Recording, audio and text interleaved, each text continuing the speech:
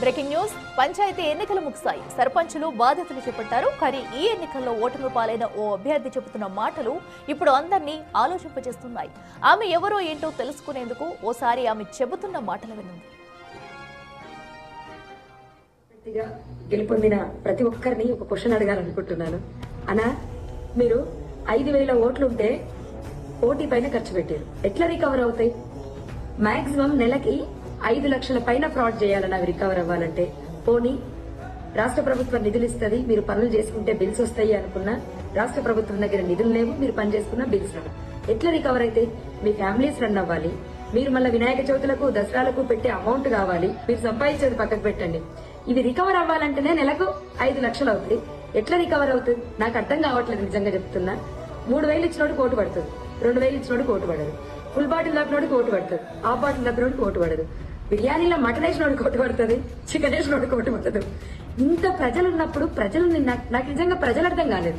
అన్నిటికన్నా నేను బాధపడ్డ విషయం ఏంటంటే, బీటెక్లు ఎంటెక్లు చేసి కూడా జస్ట్ 2,000 ఇచ్చి ఒక బిర్యానీ పెట్టి బ్లాక్ డాగ్ ఇస్తే ఓటేసి, ఇంత దౌర్భాగ్యపు వ్యవస్థలో చదువుకున్న వాళ్ళు ఉన్నప్పుడు ఎవరైనా ఏం చేయగలుగుతారు? దేశం ఎట్లా మారుతుంది? నాయకులను ప్రశ్నించే హక్కు మీకుందా? చదువుకున్న యువకులకు నాయకులను నిలదీసే హక్కు ఉందా? లేదు. మీకు ముమ్మాటికి హక్కు లేదు. నిలదీస్తే నిజంగా చెప్తున్నా, అది మీ తప్పు కూడా. నేను చెప్తున్నా, ఏ హక్కుతోటి అడుగుతారయ్యా మీరు గెలిచిన నాయకులని? ఏ హక్కుతోటి అడుగుతారు?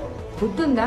నిజంగా చెప్పాలంటే 2,000 full bottle Black Dog bottle food, వీటి కోసం ఓట్లు అమ్ముకునేటోళ్ళు రేపు ఎట్లా అడుగుతారు? నాయకులను ఎట్లా ప్రశ్నిస్తారు? మీరు ఇప్పుడు ఫోన్ చేస్తారా? నాకు ఈ పనులు కావాలి, ఆ పనులు కావాలని అంటారా? మీరు చేస్తే వాళ్ళు ఎత్తుతారా? వాళ్ళ తప్పేముంది? నిజంగా చెప్పాలంటే వాళ్ళు బిజినెస్ చేశారు, మీకు ఓటు వాల్యూ ఇంతని చెప్పారు, మీరు అమ్ముకున్నారు.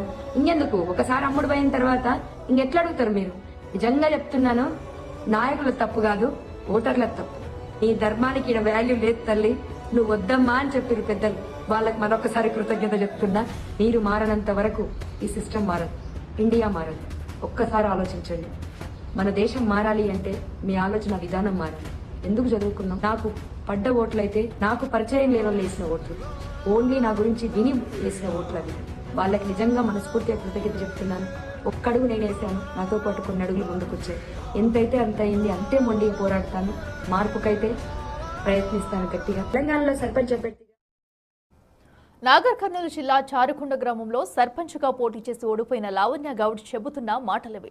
తెలంగాణలో సర్పంచ్గా గెలిచిన వాళ్ళు ఒక్కొక్కరు దాదాపు ₹1,00,00,000 పైగా ఖర్చు పెట్టారని ఆమె అంటున్నారు. ఖర్చు పెట్టిన మొత్తాన్ని రికవరీ చేయాలనుకుంటే నెలకు 5 లక్షల అవినీతి చేయాల్సిందేనని చెబుతున్నారు.